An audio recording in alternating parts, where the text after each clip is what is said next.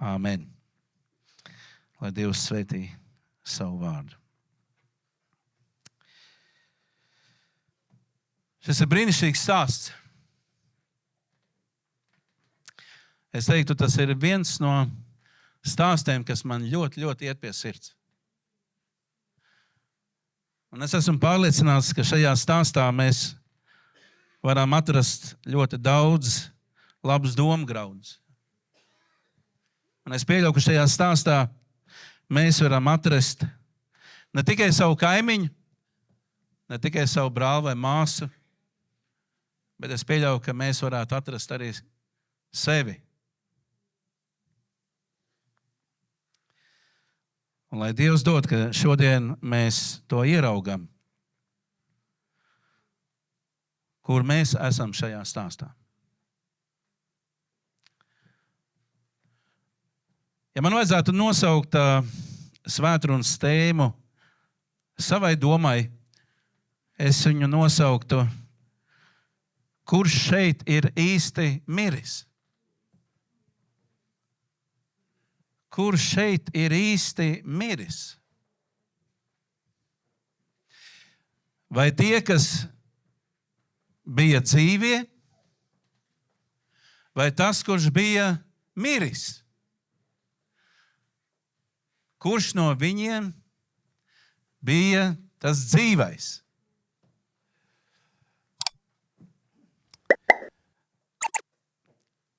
Es nezinu, cik daudz no jums esat bijuši cietumā un kalpojuši cietumā,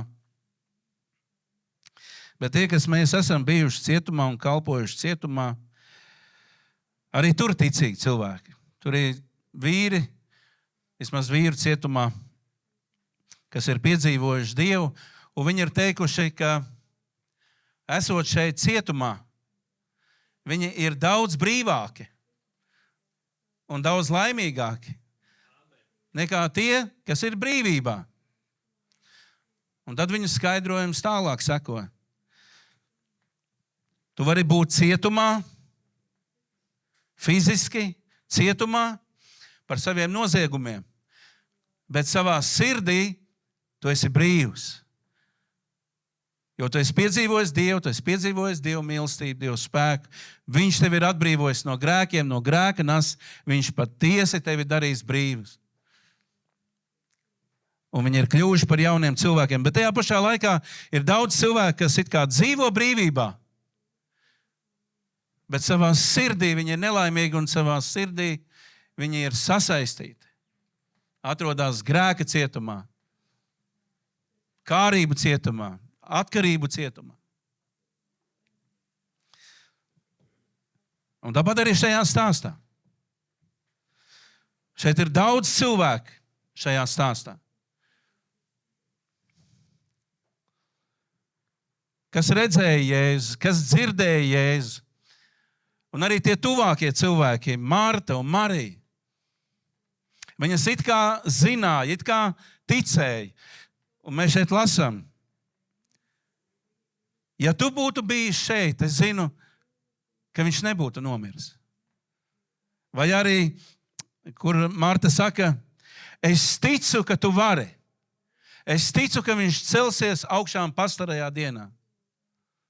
Bet viņa nespēja pieļaut tādu domu, ka Dievs to var izdarīt tagad un šeit un tulīt.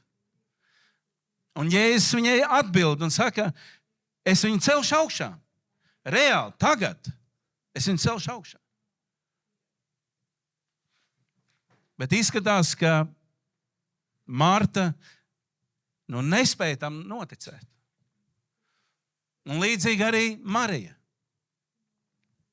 Un vienīgais šajā stāstā, kas notic, kas paklausa un rīkojās, ir it kā tas mirušais Lācars. Jo vienīgi Lācars šajā stāstā atsaucās uz Dieva pavēli, kurš saka, nāc laukā, nāc ārā no kapa, nāc ārā no šī nāves stāvokļa. Un Lācars paklaus. Lācars notic, viņš paklausa un viņš iet ārā no kapa. Jebšu varbūt ar bintēm saistīts, bet savā garā, savā iekšēnē fiziski viņš ir augšām celts un viņš nāk ārā no nāves. Viņš nāk ārā no šī nāves stāvokļa, jo viņš ir vienīgais, kurš notic. Vienīgais, kurš dzirdēja Dieva balsi, nāca ārā. Mīļie, lai Dievs uz to mūs svētī, ka arī mēs šodien dzirdam Dieva balsi, ka mēs dzirdam, ko Dievs saka mums, lai mēs varam tam noticēt, lai mēs varam tam paklausīt un attiecīgi rīkoties. Un viens no tiem stāvokļiem, kurā mēs varam piedzīvot Dievu, dzirdēt viņu, paklausīt un darīt visu to, ko Dievs mums saka, ka mēs esam sevi pilnībā nodevuši sevi viņam, pilnībā aizlieguši sevi viņam. Tikai patiesi nodevies ticīgs cilvēks, kurš patiesi aizliedz savu ego, kurš pilnībā ir miris sev, ir spējīgs dzirdēt Dievu. Ja es teicu, manas abas dzird manu balsi. Noticēt, paklausīt un attiecīgi rīkoties. Jo kamēr mēs dzīvojam, kamēr mans es dzīvo, nevienmēr mēs līdz galam spējam noticēt visu varenajam Dievam. Noticēt, ka viņš tiešām var to izdarīt, ka viņš tiešām var mainīt man dzīvi, ka viņš var tiešām mainīt man kaimiņu dzīvi, vai man brāļu dzīvi, vai kāda cilvēka dzīve, ar kuru mums ir darīšana. Un mēs redzam, ka tur ir grūti, tur ir ciešanas.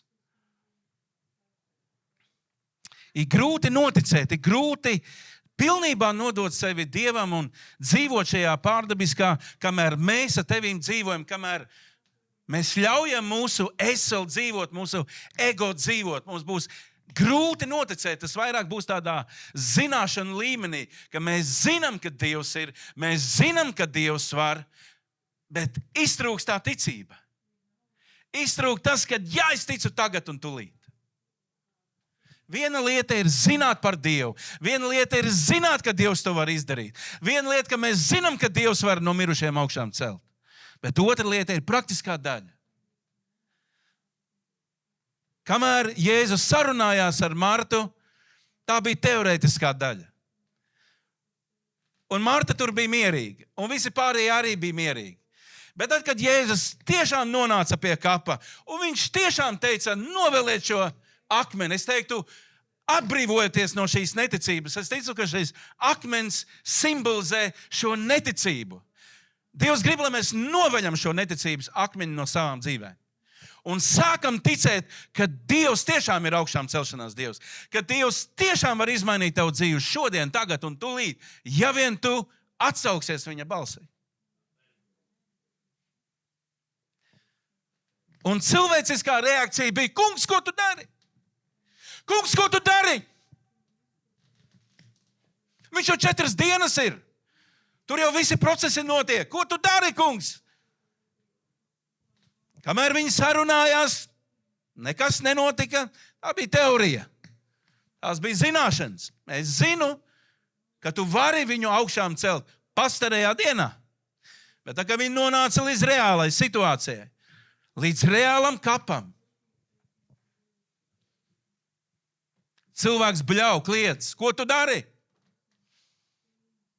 Ja es saku, es gribu augšām celt viņu.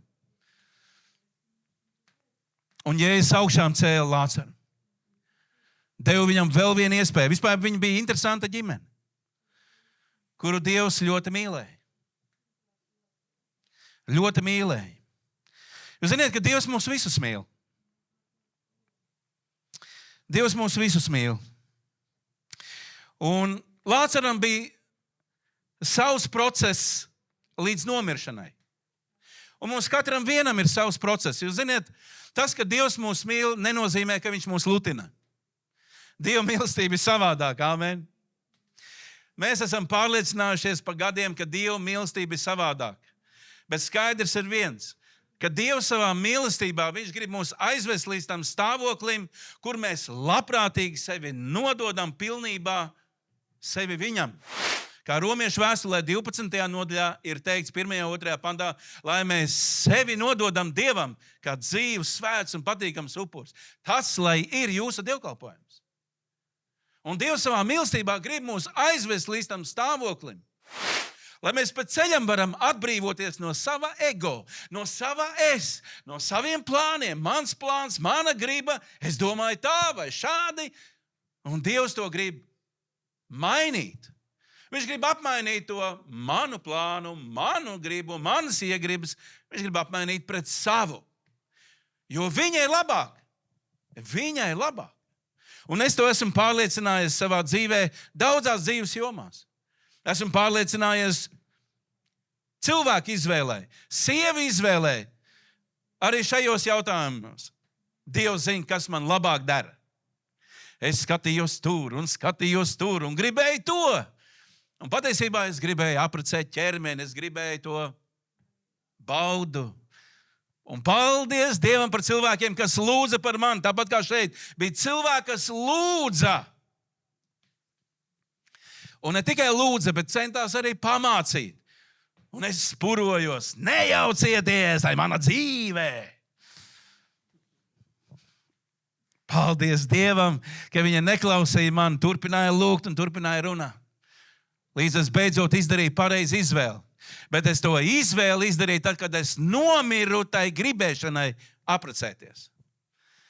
Mēs pat 2 mācītāji, mēs vēl Elmārs jau bija mācītājs, vai nebija, tad neatcerēšos. Bet vienā sakot, mēs ar mācītāju Elmāru Pļaviņu, gandrīz vai zvērestu devu, nebija tālu no zvēresta, jo abi bijām cietuši attiecībās droši vien. Nekad vairāk neprecēsimies.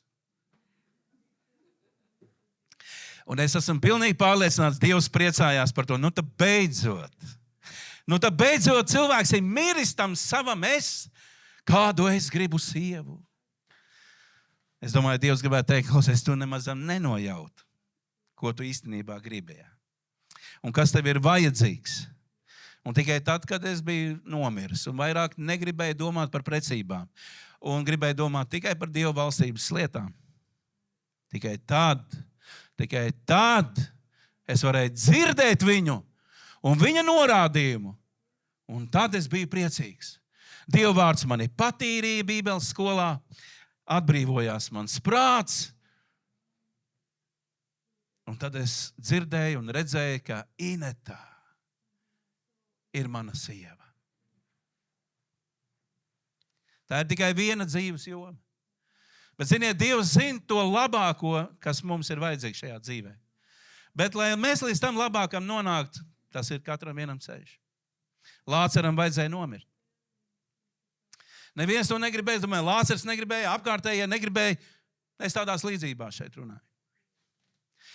Tad, kad Jēzus uzzināja, ka Lācers mirst, viņš priecājās par to. Un neviens nesaprata to. Es domāju, cik neizprotami ir Dieva ceļa reizēm. Kungs palīdzi viņam nav ko ēst, viņam nav naudas, glāb viņu, kungs, varbūt es kaut ko varu darīt. Un citreiz Dievs saka, nevajag viņam aizdot naudu, nevajag viņam neko dot, nevajag viņam maizi dot, neko viņam nevajag dot, lai viņš nomirst. Lai viņš beidzot sāk uzticēties man. Savādāk visu dzīvi ir atkarīgs no cilvēkiem, staigā apkārt ar roku. Palīdziet, un Dievs gaida to brīdi, kad viņš varēs apmainīt to tavu, es gribu, palīdziet man, pret to pārdabisko, ka es gribu, dēls, meita, gādāt par tevi. Un tas process nav viegls, jūs piekrītat? Tas nav viegls.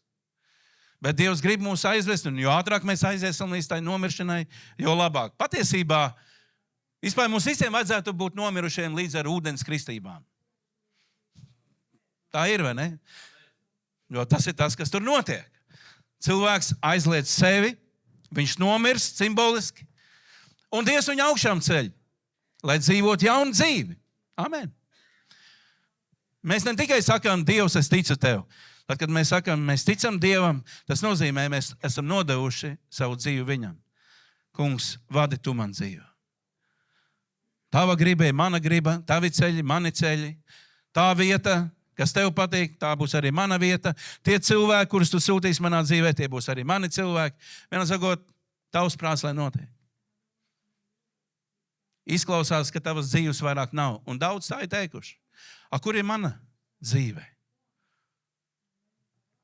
Bet redzi, ja mēs savu dzīvību paturēsim, Jēzus ļoti skaidri izteicās, ja tu savu dzīvību gribēsi paturēt, tad kas ar viņu notiks? Mēs viņu pazaudēsim. Bet tas, kas savu dzīvību atdod manis dēļ, tas to iemantos. Mīļā, kurš šajā stāstā ir dzīvējis un kurš ir mirušais? Kurš dzird Dievu un kurš nedzird? Kurš zina par Dievu, bet kurš reāli piedzīvo to augšām celšanās spēku? Tie, kas piedzīvo augšām celšanās spēku, ir tie, kas ir pilnīgi miruši. Un, mīļie, lai Dievs uz to mūs svētī, ka mēs spējam ar Dievu palīdzību, ar viņa līdzdalību pilnībā sevi nodot viņam. Sākot ar mani. Ka es spēju pilnībā sevi nodot viņam.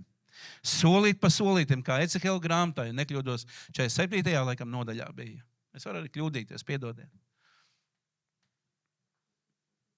Bet tur tecēja ūdens no tempļa.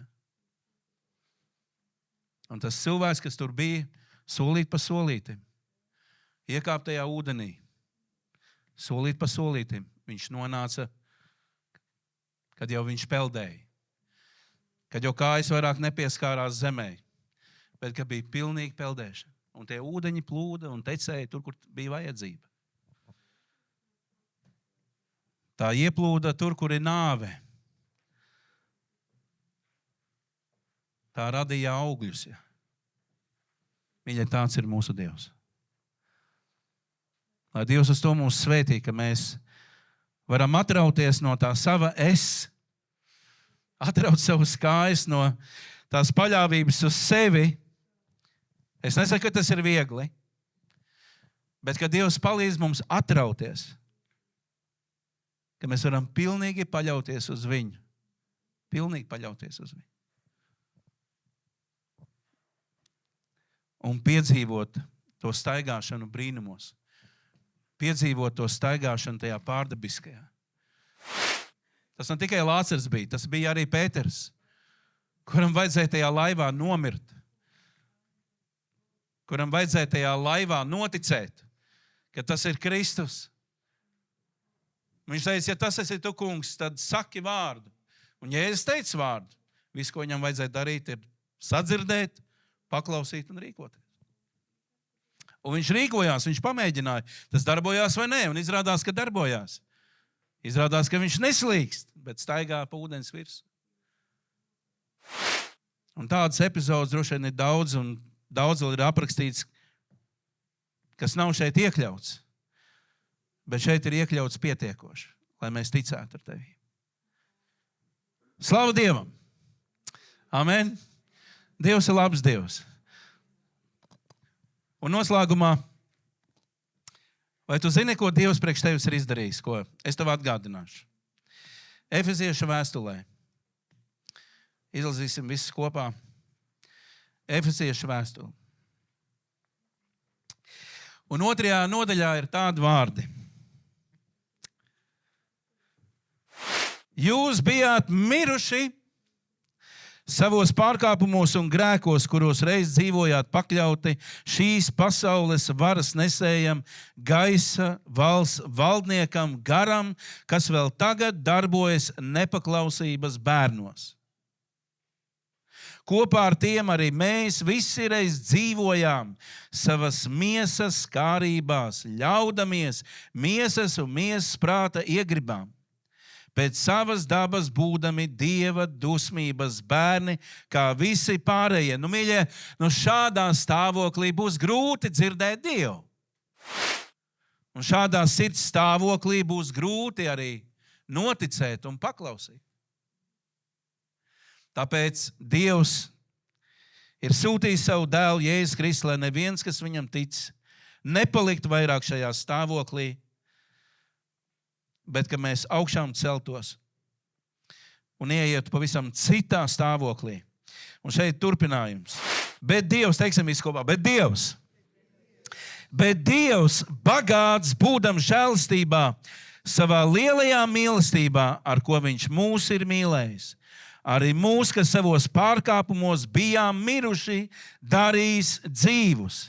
Mēs bijām miruši, bet viņš ir darījis mūs dzīvus. Līdz ar Kristu žēlastībā jūs esat izglābti. Viņš iekš Kristus Jēzus, un līdz ar viņu mūs ir uzmodinājis un paaugstinājis debesīs. Paaugstinājis. Viņš tevi un mani ir paaugstinājis. Aleluja! Velns spiež lejā, bet Dievs tevi jau ir paaugstinājis. Bībelē teiks, starp citu, gāsts ir mūsu brāļa apsūdzētājs. Amen? Viņš ir gāsts. Netici tiem meliem. Tu esi paaugstināts debesīs kā Dieva bērns. Lai nākamajos laikmetos Kristu Jēzu mums parādītu savu žēlstības un laipnības pāri plūstošo bagātību. Jo no žēlstības jūs esat pestīti ticībā. Un tas nav no jums. Tā ir Dieva dāvana. Kas šeit ir teikts? No žēlastības mēs ar tevi esam pestīti caur zināšanām vai caur ticību. Caur ticību. Un tas nav no jums. Tā ir Dieva dāvana. Ne ar darbiem, lai neviens nelielās.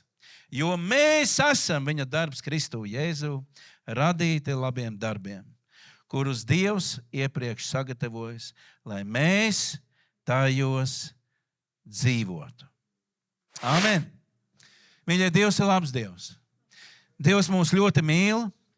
Un ja Dievs mūs ļoti mīl, tad esi gatavs, ka Dievs vedīs tevi līdz tādam stāvoklim, darbosies tavā dzīvē, līdz tādam sirds stāvoklim, ka tu būsi gatavs pilnībā nodot sev viņam. Jo šajā stāvoklī tu patiesi dzirdēsi viņu. Šajā stāvoklī patiesi tu varēsi mācīties staigāt Dieva ceļus. Šajā stāvoklī tev būs pietiekoša ticība, lai staigātu pārdabiskā. Kur cilvēki bļauks un klieks, tu būsi mierā. Jo tu zini, kas ir kopā ar tevi. Tu zini, ka tev ir ticība uz viņu, un tu zini, ka Dievs ir kopā ar tevi un ka viņš tev ved. Dievs ir labs Dievs. Dievs ir uzticams Dievs. Līdzīgi kā Stefans dalījās ar vārdu kādu laiku apakaļ, man ļoti uzrunāja tas stāstiņš. Un interesanti, ka tas notikums tūlīt sekoja pēc Titanika kuģa. Un man patīk, ka tajā stāstā bija cilvēki, vīri, kuri sēdēja pie galda, kamēr visi bija panikā. Viņi vienkārši sēž pie galda un slavē Dievu. Un tad tas viens no tiem kalpotājiem, kas arī bija uz kuģa, arī skrēja kopā ar pūli, un tad viņš apstājās un redzēja, ka ir kādi vīri, kas sēž pie galda mierā un slavē Dievu. Un viņš piegāja pie viņiem, kā jūs tādā mierā varat būt, kamēr panika visur? Un viņi atbildēja, tāpēc, ka Dievs teica mums, ka mēs nonāksim Amerikā. Un ja reiz Dievs teica, mēs ticam tam. Un tāpēc mēs zinām, ka nonāksim. Ir labi, mīļie, būt tik ļoti nomirušam, ka tu dzirdi vairāk Dievu nekā sevi un citus. Ja? Un lai Dievs to mūs svētī. Amen. Palūksim Dievu kopā, piecelsimies kājās un sagatavosim arī savus sirdis svētajam vakarēdienam.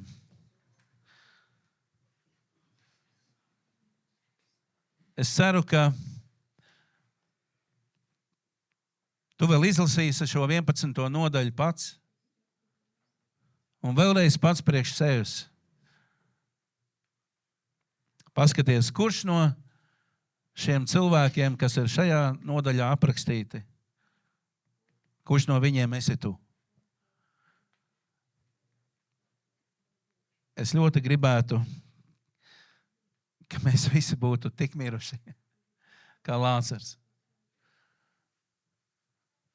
kurš dzirdēja un kurš nepalika tajā stāvoklī, tajā nāves ēnas ielajā, Tu zini, ka Dievs negrib, lai tu ciet mūžīgi.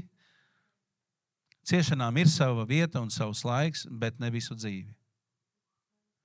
Dievs pieļauj situācijas, lai nogalinātu mūsu mūsu lielo ego, bet Dievs nav paredzējis, lai tu ciet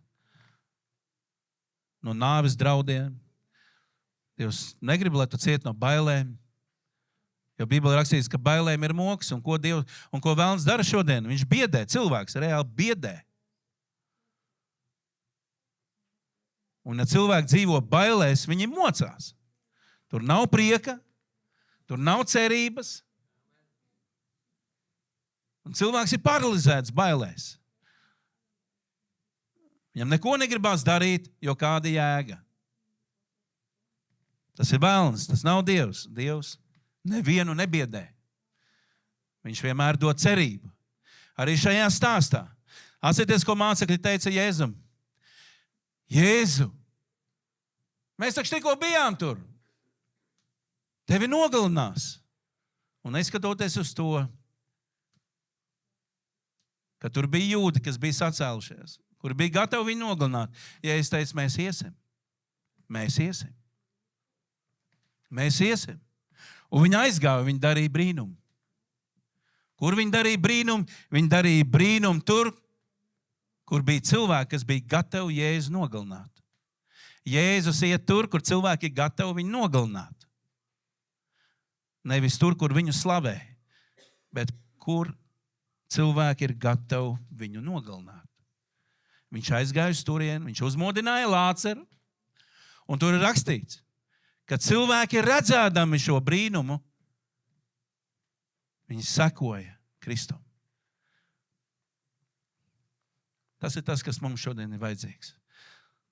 Cilvēki izvēlēsies visticamāk iet tur, kur ir Lāceri, kur reāli notiek augšām celšanās, kur reāli cilvēki atsaucās Dievam un nodod savas dzīves Dieva gribai.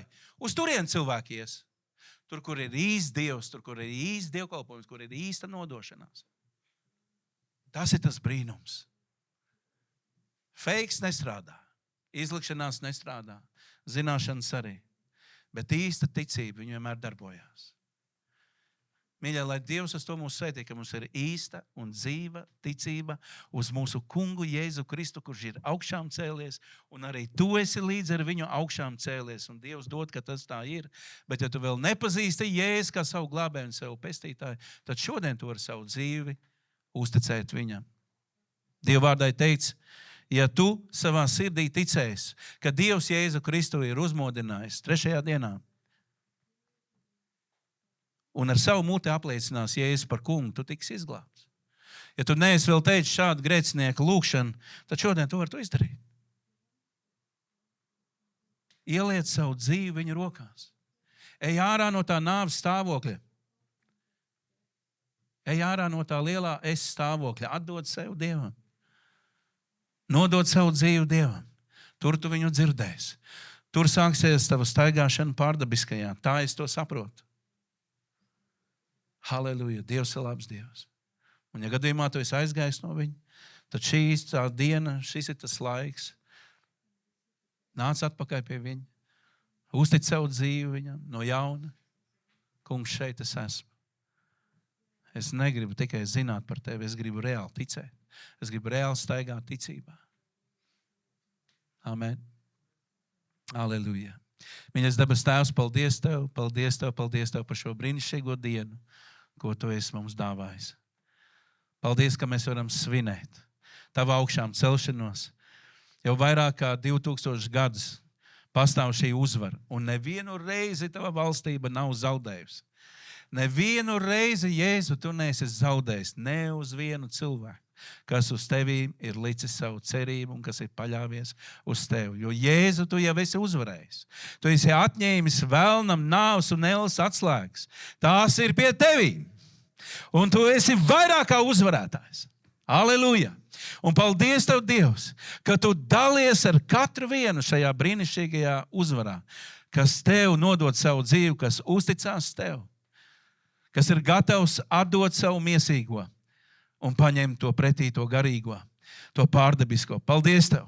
Paldies Tev, Dievs, ka Tu izņem ārā akmens sieto sirdi un dāvā jaunu sirdi. Paldies Tev, Dievs, ka Tu novelc mūsu skrandaino, netīro paštaisnību un iedod mums savus taisnības drēbes. Paldies Tev, Dievs, ka mums ar savu prātu nekas nav jāizdomā. Tavs svētais gars mūs brīnišķīgi vada visā patiesībā. Kungs, mēs Tev pateicamies. Palīdz, Kungs, mums nodot savas dzīves tik lielā mērā, ka mēs sākam Tev skaidri dzirdēt. Ka mēs varam Tev ticēt un paļauties un ne tikai teorētiski, bet Dievs praktiski paklausot un darot to, ko Tu saki mums darīt. Dievs lūdzu svētī katru vienu, kas šodien ir šeit. Mēs lūdzam par saviem brāļiem un māsām, kas iet cauri kādām grūtībām. Dievs atgādina, ka Tu esi kopā ar viņu, ka viņi nav vieni un ka Tu, Dievs, vari viņiem palīdzēt un stiprini. Jēzus Kristus vārdā. Paldies Tev! Paldies Tev, visu varenais Dievs, par šo dienu. Paldies Tev, ka varam svinēt Tavu augšām celšanos, Tavu uzvaru un arī savu uzvaru Tevī, mans Kungs un Dievs. Jo Tavs vārds saka, ka ik viens, kas tic uz Tevīm, tas ir pasaules uzvarētājs. Halleluja, Kungs! Un mēs ticam uz Tevi, vienīgais un varenais Dievs. Un mēs pieņemam, mēs ticam, ka mēs esam pasaules uzvarētāji. Jēzus Kristus vārdā. Amen. Amen. Pagriezies pret savu kaimiņu un pasaki, Tu esi uzvarētājs. Tu esi uzvarētājs. Halleluja. Paldies. Agri, Tu esi uzvarētājs. Mums to katru dienu sev ir jāatgādina. Vēlns teiks, Tu esi zaudētājs. Tu saki, es esmu uzvarētājs. Kas to teica? Viņš to teica. Un ar to pietiek. Aleluja. Mīļie, baudīsim svēto vakarēdienu. Amen. Sagatavosim savu sirds. Brāļi droši vien man palīdzēs. Edgars, Andris droši vien.